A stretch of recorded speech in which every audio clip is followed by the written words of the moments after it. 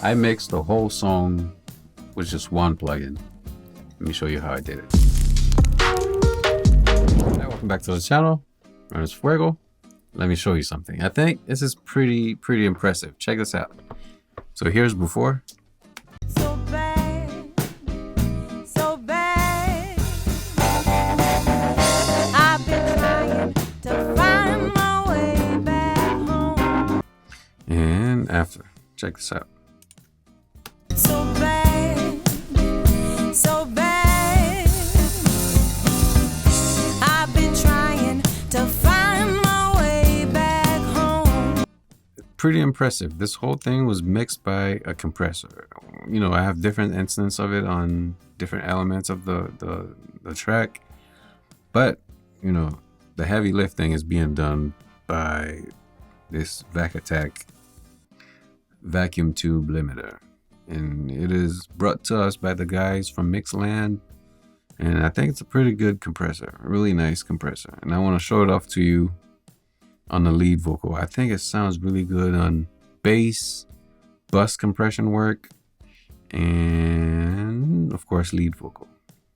All right, so get the lead vocal solo. I have the compressor in front of me. So bad, That was after. Here's before. so bad, so bad. I've been trying to find my way back home. So bad, so bad. I've been trying to find my way back home. So bad. All right, so you know, talking about this plugin, what I could do is read you and talk about these different, you know, functions and features. But what I want to do is kind of recreate that compression settings I just had just now, that sound, and then we can talk about the different features as we go along. So it is, you know, it's got left and the right, but it is on the mono track. So we're just gonna be working with the left side of the plugin. So bad, so bad. All right, so I told you it's an LA2A on steroids. So it's got the reduction as your threshold, you know, no attack and release or nothing like that. It does have a knee. So we're at 5, so soft knee. We have a mix knob as well, link, which we're not using. You know, it might as well be disengaged, but it's okay. So bad. All right, so the gain is automatic, and it's an automatic relative to, you know, to the reduction knob. You know, if you can move it independently, but once you move this, it'll start to move. You can disengage that if you don't want to.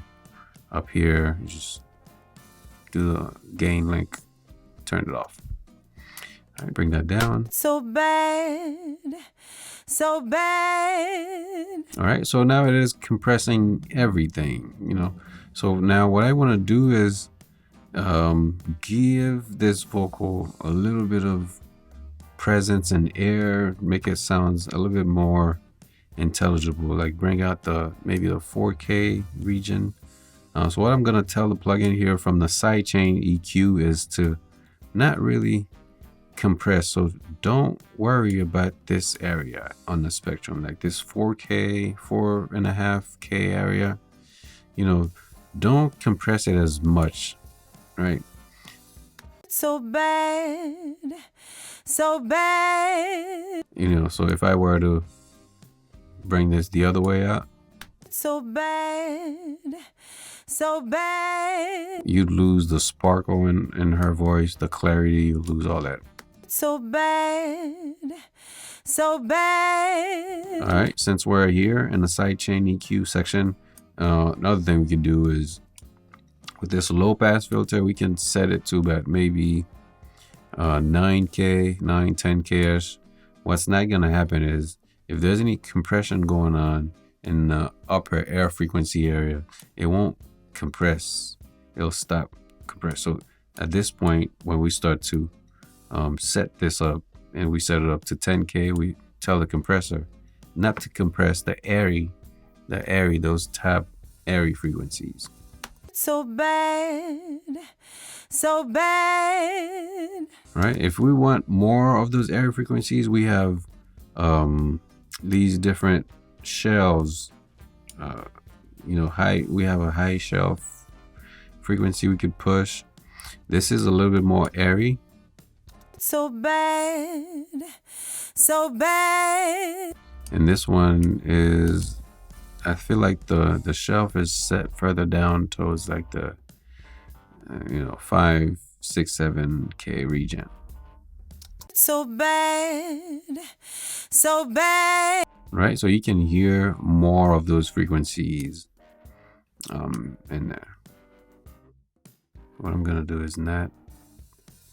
So bad, so bad, so bad, so bad. Before. So bad, so bad. All right. Another thing we could do is push, you know, some of this shelf, some of this low shelf, push some of those low frequencies. So the J, I forgot to mention that you have the J flavors and the E flavors. So the J on the left side, you know, for the low shelf.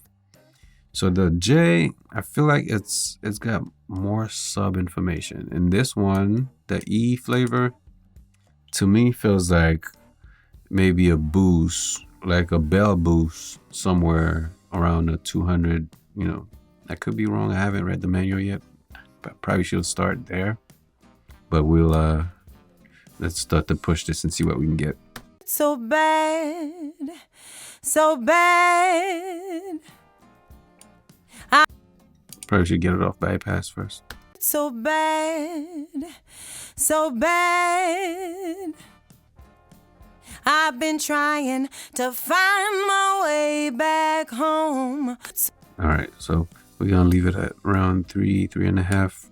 So bad, so bad. Sounds good to me though. You have this distortion, this THD knob. You can, you know, get more or less distortion. So more, a lot, actually.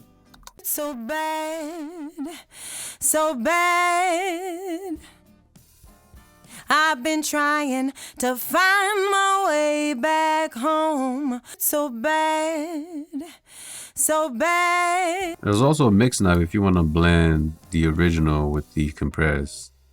So bad, so bad. I've been trying to find my way back home. So bad. Before? So bad. So bad. After? So bad. So bad. In the track? So bad. So bad. So bad. So bad. So bad. So bad. Let's try the previous setting and see what we got. So bad. So bad. And this one? So bad. So bad. Yeah, I like the B settings. It's probably because the B setting is a revised version of the A settings, but nonetheless.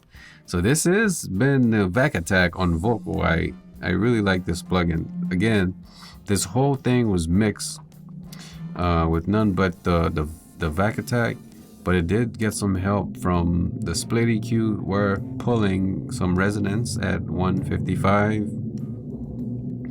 and on the kick, 155 on the overheads, and I have some trim plugin after the compressor because it doesn't have a proper output knob, so I'm having to use like a trim to trim off the excess gain. So this gain only goes up, so I only have levels to gain with this. I can't trim level. That's why I have this, to get into the negative numbers. And of course I have a limiter just to keep me from going over the digital clipping at 0. All right, well, thank you guys so very much for watching. All right, I've been Fuego, and I'll catch you in the next one. Peace.